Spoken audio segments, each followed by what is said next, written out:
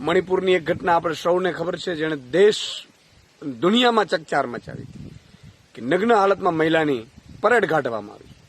એ જ રીતે ગુજરાતમાં પણ નગ્ન હાલતમાં મહિલાની પરેડ કાઢવામાં આવી.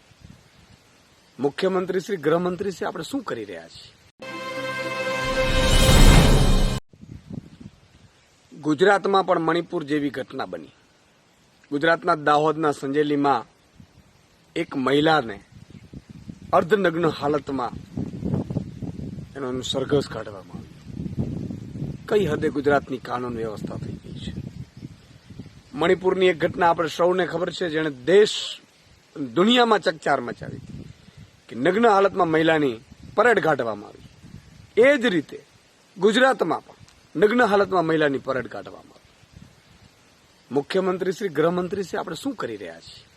ચૂંટણીઓ લડવી, જીતવી અલગ બાબત છે, અને ગુજરાતની જનતાને ન્યાય આપવો, ગુજરાતની જનતાને એક વ્યવસ્થા, સુસજ્જ વ્યવસ્થા આપવી એ અલગ બાબત છે.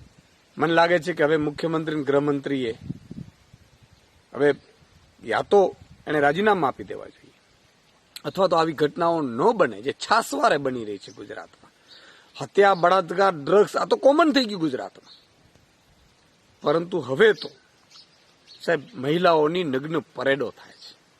ખરેખર કાળજું કંપાવનારી ઘટના છે. મુખ્યમંત્રી અને ગૃહમંત્રીને મારી વિનંતી છે કે કાં તો યોગ્ય કાર્યવાહી થવી જોઈએ, તમે આની જવાબદારી લો, અથવા તમે રાજીનામું આપો.